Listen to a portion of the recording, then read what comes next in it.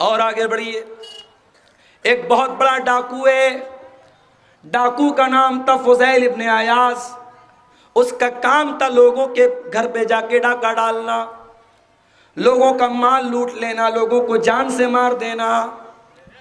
فضیل ابن عیاض ڈاکہ ڈالنے کے لیے ایک مکان کی چھت پر کودتا ہے، رات کا سناٹا ہے، اللہ کا کوئی بندہ قرآن کی تلاوت کر رہا ہے، تلاوت قرآن کی آواز فضیل ابن عیاض کے کانوں میں پڑتی ہے، اور اللہ کا وہ بندہ اتفاق سے یہی آیت پڑھ رہا تھا، سورہ حدید کی آیت نمبر 16، أَلَمْ يَأْنِ لِلَّذِينَ آمَنُوا أَن تَخْشَعَ قُلُوبُهُمْ لِذِكْرِ اللَّهِ، کیا ایمان والوں کے لیے ابھی وہ سمے نہیں آیا کہ ان کے دل اللہ کا کلام سن کر کے پگھل جائیں؟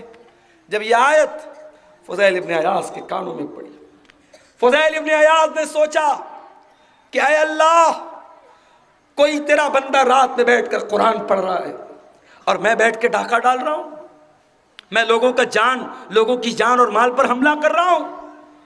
فضیل ابن عیاض کے دل میں توبہ کا خیال آیا، وہاں سے باہر نکلا، بارش کا موسم تھا، ایک ویرانے کے پاس، ایک کھنڈر کے پاس کچھ لوگ موجود تھے، فضیل ابن عیاض بھی پیچھے جا کے کھڑا ہو گیا۔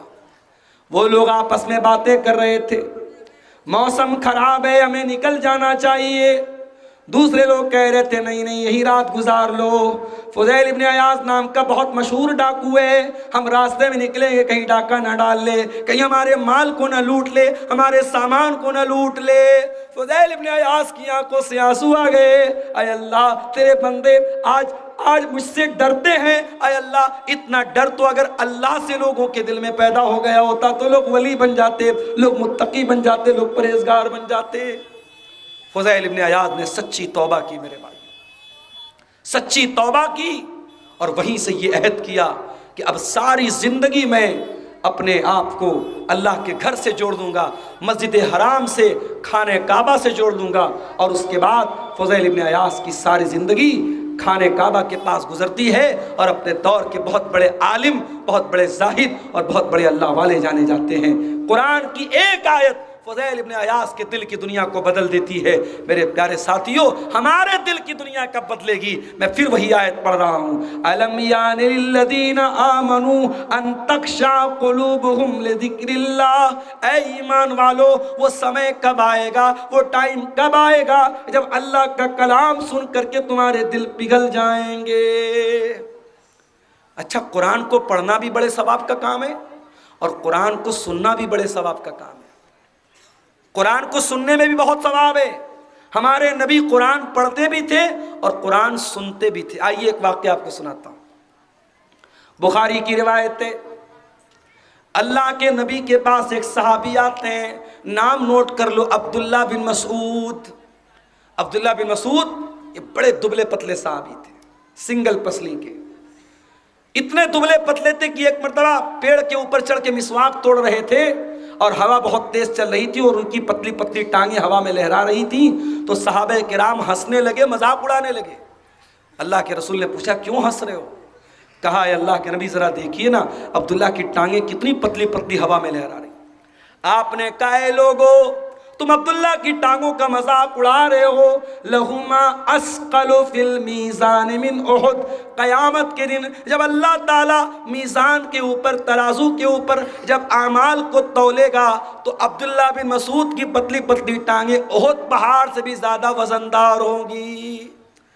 اس کا مطلب یہ ہوا کہ کسی کی باڈی اگر کمزور ہے، کسی کا جسمانی سراپا کمزور ہے، لیکن ایمان مضبوط ہے، عمل مضبوط ہے، کیریکٹر مضبوط ہے، تو اللہ تعالیٰ کیا اس کا مقام بلند ہے۔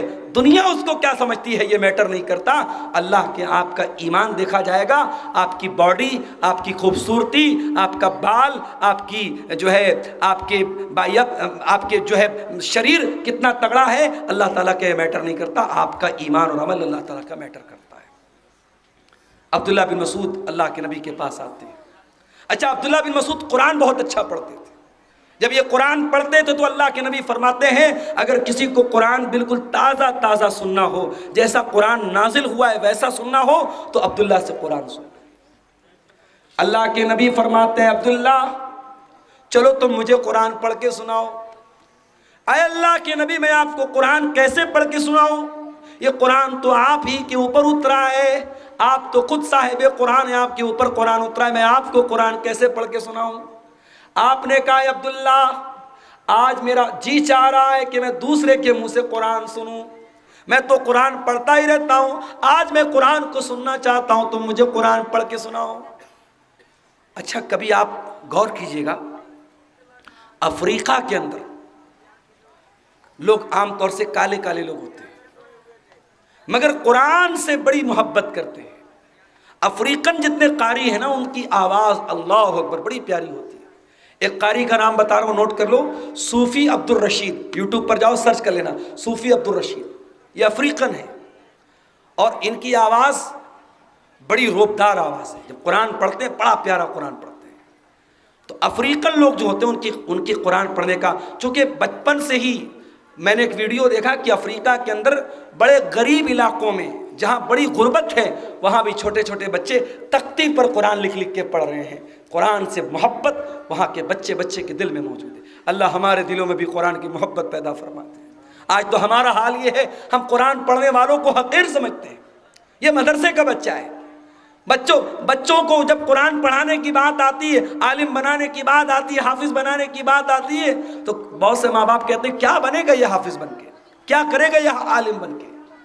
ارے یہ کچھ نہ کرے، اگر یہ قرآن کا عالم بن گیا، قرآن کا حافظ بن گیا، قیامت کے دن تیری شفاعت کا ذریعہ بنے گا، تجھے جہنم کی آگ سے آزاد کرنے کا ذریعہ بنے گا، قیامت کے دن تیرے سر پہ تاج رکھا جائے گا، قیامت کے دن تجھے جوڑا پہنایا جائے گا اور دنیا کو بتایا جائے گا یہ حافظ قرآن کی ماں ہے، یہ حافظ قرآن کا باپ ہے، یہ قرآن کے عالم کی ماں ہے، یہ قرآن کے عالم کا باپ ہے۔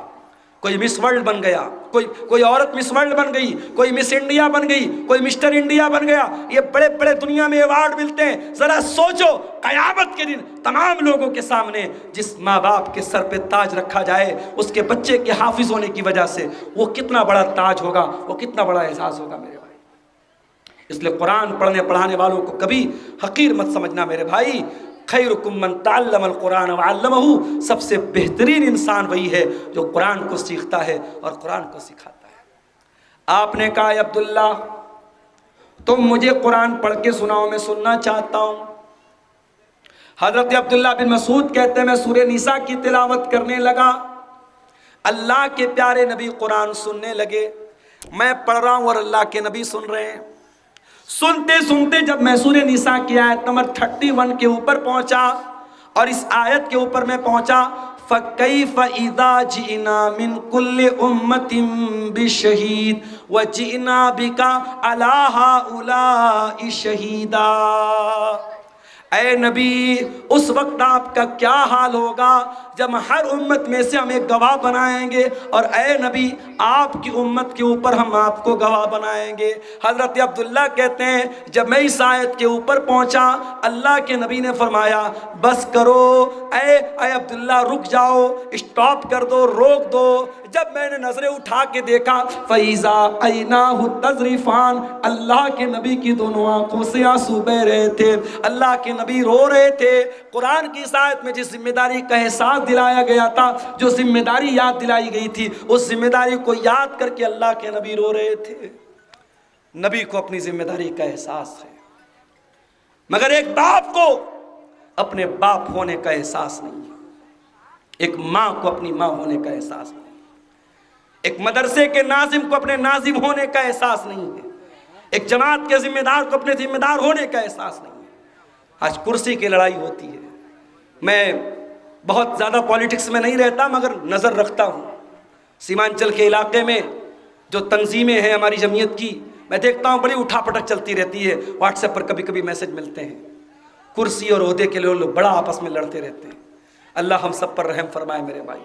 ذمہ داری لوگ اس کو بڑا آسان سمجھتے ہیں، ذمہ داری بڑی خطرناک چیز ہے میرے بھائی۔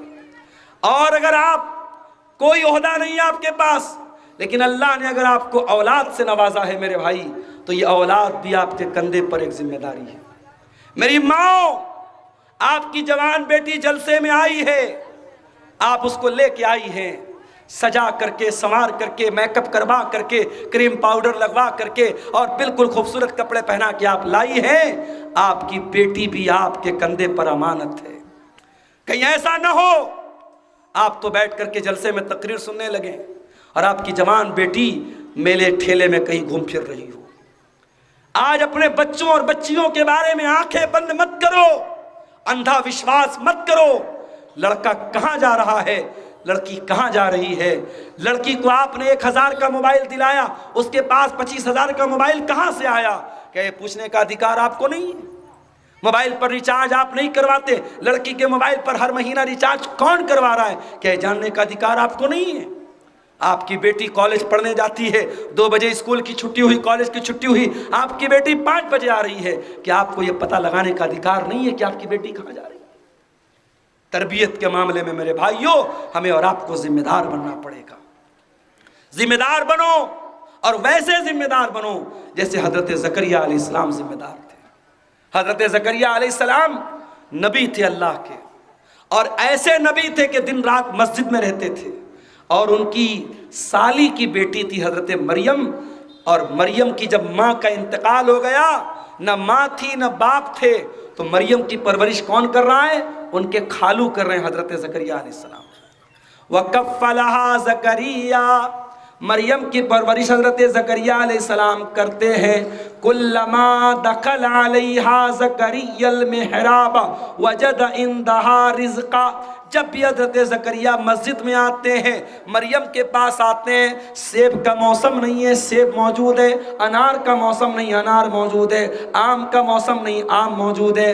کلما دخل علیہا زکریا المحراب وجد عندہا رزقا قال یا مریم انا لکی ھذا، حضرت زکریا سوال کرتے ہیں کہ اے مریم، یہ بے موسم کا پھل تیرے پاس کہاں سے آیا؟ میں تو مسجد کو لاک کر کے گیا تھا، میں تو دروازے کو لاک کر کے گیا تھا، مسجد کے اندر کون آیا؟ کس نے تجھ کو یہ پھل دے دیا؟ قالت هو من عند اللہ، مریم کہتی ہے خالو جان یہ پھل اللہ تعالیٰ کی طرف سے آیا ہے، اللہ تعالیٰ نے مجھ کو اپنی بندی کو یہ پھل دیا ہے، کرامت کے طور پہ اللہ تعالیٰ نے اپنی بندی کو یہ پھل دیا ہے۔ ان اللہ یرزق من یشاء بغیر حساب، اللہ جس کو چاہتا ہے بے حساب روزی دیتا ہے۔ حضرت زکریا نے دیکھا کہ اگر میری اس بھانجی کے پاس، میری سالی کی لڑکی کے پاس، مریم کے پاس اگر بے موسم کا پھل آ سکتا ہے تو میں 80 سال کا بوڑھا ہو چکا ہوں، مجھے اللہ اولاد کیوں نہیں دے سکتا ہے؟ ہنالک دعا زکریا ربہ، حضرت زکریا نے اللہ کی بارگاہ میں ہاتھ اٹھایا اور دعا کی، رب ہب لی من لدنک ذریۃ طیبہ انک سمیع الدعاء، اے اللہ تو مجھے نیک اولاد دے دے، نیک بیٹا دے دے، سب کی دعا کو تو سنتا ہے، تو میری بھی دعا سن لے۔ تو گارجین بنو تو ایسے بنو میرے بھائی، ذمہ دار بنو تو ایسے بنو۔ لڑکے اور لڑکیوں کی تربیت کرنا اس دور میں ماں باپ کے لیے بہت بڑا چیلنج ہے۔ میری 2 سال کی بچی ہے، موبائل آج کل بچے کہاں مانتے ہیں، لیکن ہم نے موبائل، ٹھیک ہے بچے لے رہے موبائل، لیکن موبائل کو مجبوری بنا دینا۔ بعض گھروں میں کیا ہوتا ہے، بچہ کھانا نہیں کھاتا جب تک موبائل ہاتھ میں نہ دے دو، یہ مجبوری بنا دیا آپ نے۔ موبائل کا اس قدر رسیہ بنا رہے بچوں کو، یہ بچے جب بڑے ہوں گے، ان کی آنکھوں پر، ان کے دماغ پر، ان کے ذہن پر موبائل کا کتنا غلط اثر پڑے گا شاید آپ کو تصور نہیں ہے۔